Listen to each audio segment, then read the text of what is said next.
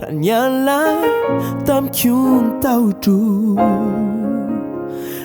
hoe aiza ny hafarana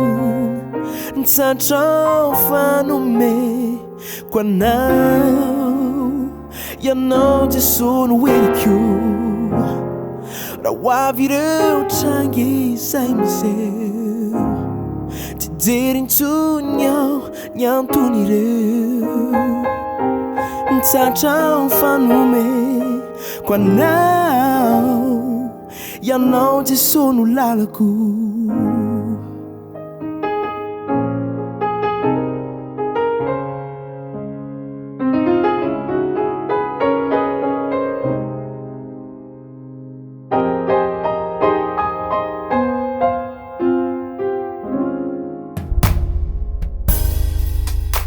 tsy afakino mandrisaina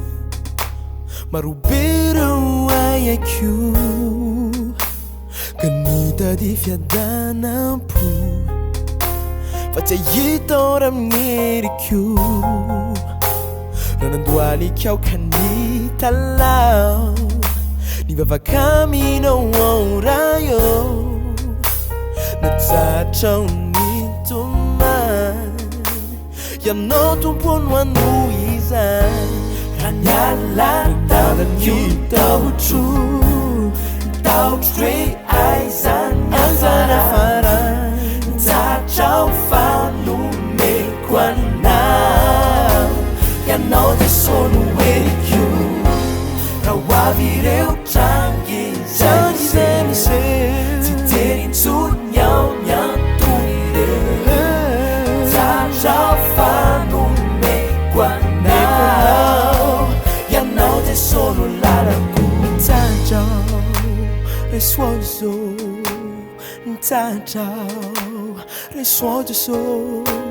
nitsatrao reçois Jesosy nitsatrao reçois Jesosy nitsatrao reçois Jesosy nitsatrao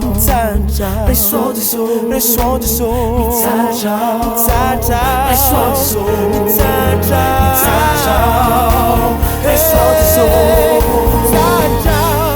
niala tamiko taotro hoe aiza ny hafarana nitsatrao fanomeko anao ianao Jesosy no hoeniko raha ho avy ireo trangy izay miseho tsy jery intsony aho ny antony ireo nitsatrao fanomeko anao ianao Jesosy no lalako raha ny fisalasalana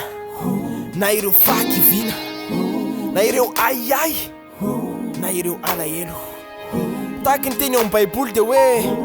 ary apetrao aminy ny fanahinareo rehetra fa izy no miaiky anareo nitsatrao reçois Jesosy nitsatrao reçois Jesosy nitsatrao reçois Jesosy ka nitsatrao